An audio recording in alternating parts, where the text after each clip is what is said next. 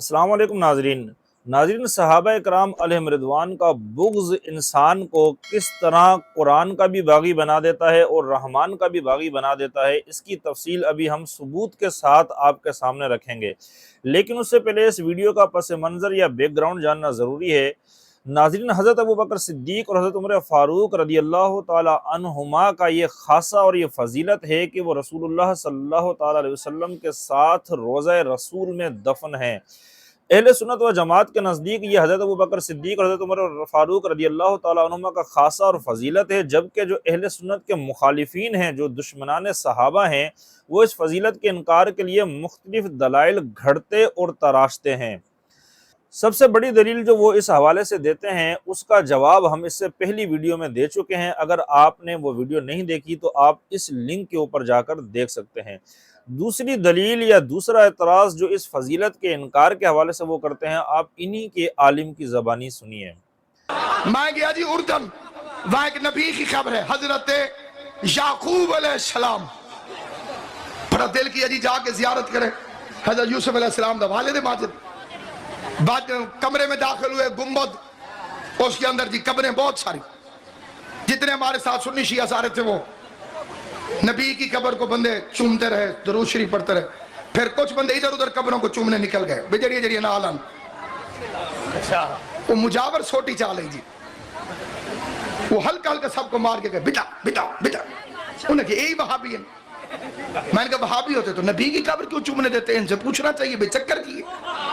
تو کوئی وچلی گال لیتا تھا سو سال۔ انہوں نے کہا پاکستانی تے انڈیا والے بے وقوف ہیں، جب بھی ان میں سے کوئی آتا ہے وہ ساری قبروں کو چوم جاتا ہے، اس ہاتھ تو پوچھو۔ میں نے کہا یہ کون ہے؟ انہوں نے کہا یہ یوسف کے بھائی ہیں۔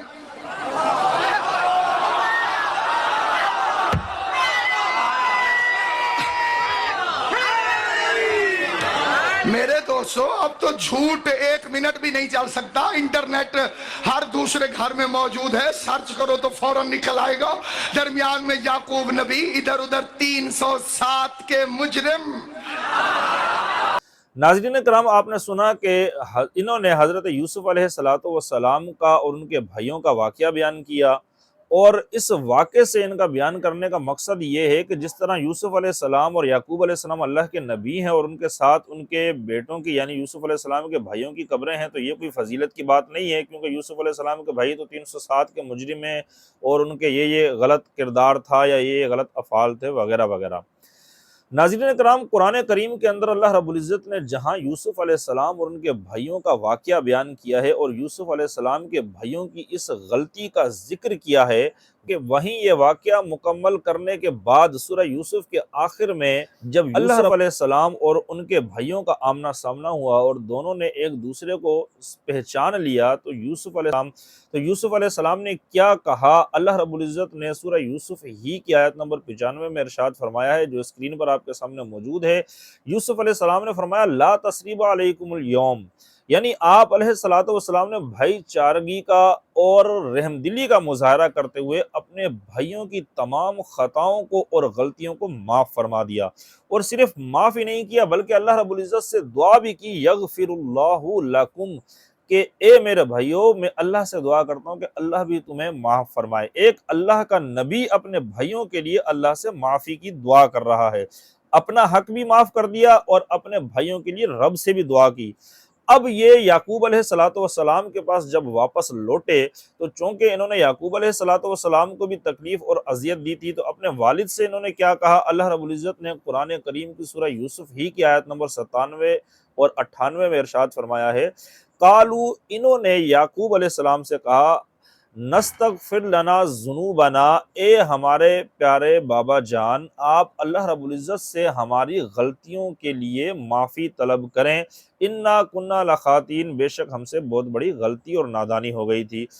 تو یعقوب علیہ السلام نے کیا کہا؟ سوف استغفر لکم ربی، ان قریب میں اپنے رب سے تمہارے لیے استغفار طلب کروں گا۔ اب یہاں پر یعقوب علیہ السلام کا یہ جملہ سمجھنے والا ہے۔ یعقوب علیہ السلام نے اسی وقت فوراً دعا نہیں کی، فوراً استغفار نہیں کیا ان کے لیے، بلکہ کہا کہ یہ کہا کہ میں تمہارے لیے دعا کروں گا، تو آپ علیہ الصلوۃ والسلام نے دعا کو مؤخر کیوں کیا، اس کی کئی وجوہات علماء نے بیان فرمائی ہیں۔ ایک وجہ تو یہ بیان کی ہے کہ یعقوب علیہ السلام کا مقصد یہ تھا کہ میں سحری کے وقت تمہارے لیے دعا استغفار کروں گا، کیونکہ سحری کا وقت زیادہ قبولیت کا وقت ہوتا ہے۔ اور اس روایت کو، اس وجہ کو حضرت امام جعفر صادق رحمۃ اللہ تعالی علیہ نے بھی بیان فرمایا ہے، جو انہی کے مذہب کی کتاب علل الشرائع کے اندر موجود ہے، جس کا اسکین آپ اس وقت اسکرین پر ملاحظہ کر رہے ہیں۔ اس کے علاوہ 5ویں صدی ہجری کے امام، سن ہجری سے کیا مراد ہے اور ہجری کا آغاز کب اور کیسے ہوا، اس پر بھی میں نے ویڈیو بنا کر اپنے چینل پر اپلوڈ کر دی، اگر آپ نے نہیں دیکھی تو آپ اس لنک پر جا کر دیکھ سکتے ہیں۔ 5ویں صدی ہجری کے امام اور 8ویں صدی ہجری کے امام حضرت امام بغوی رحمۃ اللہ تعالی علیہ اور حضرت علامہ فخر الدین رازی رحمۃ اللہ تعالی علیہ نے تو یہ وجہ بیان فرمائی ہے کہ یعقوب علیہ الصلوۃ والسلام کے اس جملے کا مقصد یہ ہے کہ میں مستقبل میں بھی تمہارے لیے دعا استغفار کرتا رہوں گا، اور یعقوب علیہ الصلوۃ والسلام ان کے لیے دعا استغفار کرتے رہے، حتیٰ کہ اللہ رب العزت نے یہ وحی نازل فرمائی کہ میں نے آپ کے بیٹوں کی اس غلطی کو معاف فرما دیا۔ ناظرین کرام، یہ تو تھا یوسف علیہ السلام کی بھائیوں کی غلطی کا ذکر، کہ جس کو اللہ رب العزت نے قرآن میں جہاں بیان کیا ہے وہیں ان کی معافی کا بھی اعلان کیا ہے۔ لیکن یہ ایک ایسی قوم ہے کہ جو یہ کہتے ہیں کہ اللہ رب العزت تو بھلے سے معاف کر دے لیکن ہم معاف نہیں کریں گے۔ ناظرین کرام، یہ یوسف علیہ السلام کے جو بھائی ہیں، ان کا مقام اور مرتبہ کیا ہے؟ بعض علماء نے سورہ بقرہ کی آیت نمبر 130 کی تفسیر میں جہاں والاسبات کا لفظ آتا ہے، اس کی تفسیر اور تشریح میں بعض علماء نے ان کو نبی تک لکھا ہے کہ بعد میں اللہ رب العزت نے ان کو نبوت کے درجے پر فائز کر دیا تھا۔ لیکن اکثر علماء کا یہ قول ہے کہ یہ نبی نہیں ہے، لیکن اس کے باوجود کم از کم یہ ولایت کے درجے پر ضرور فائز ہیں اور اللہ کے نیک اور محبوب بندے ہیں۔ اور جہاں تک ان کی اس غلطی کا ذکر ہے تو اللہ رب العزت نے قرآن ہی میں اس غلطی کی معافی کا بھی اعلان کیا ہے، اور جن کے ساتھ انہوں نے زیادتی کی تھی، یوسف علیہ السلام یا یعقوب علیہ السلام، ان کے بھائی اور ان کے والد نے بھی ان کو معاف کر دیا، لیکن یہ لوگ ان کو معاف کرنے کے لیے تیار نہیں ہیں۔ تو ناظرین کرام، یہی طریقہ کار ان کا صحابہ کرام علیہم رضوان کے بارے میں بھی ہے، کہ جس طرح انہوں نے یوسف علیہ السلام کے بھائیوں کے بارے میں واقعے کو مس کانٹیکٹ میں اور غلط پس منظر میں بیان کیا اور عوام کو مس گائیڈ کیا، وہیں یہ صحابہ کرام علیہم رضوان کے ان واقعات کو کہ جو حالت کفر کے واقعات تھے، یا ان کی بعض غلطیوں کو کہ جن کو اللہ تعالیٰ نے معاف فرما دیا، یہ عوام کے سامنے غلط پس منظر اور غلط کانٹیکٹ میں بیان کر کے مس گائیڈ کرتے ہیں۔ اس لیے سنی عوام کو یہ چاہیے کہ ایسے لوگوں سے کہ جو صحابہ کرام علیہم رضوان کی کردار کشی کرتے ہیں، ایسے لوگوں سے ہوشیار رہیں، اپنے ایمان کو محفوظ رکھیں اور ایسے لوگوں کے بیانات سننے سے گریز کریں۔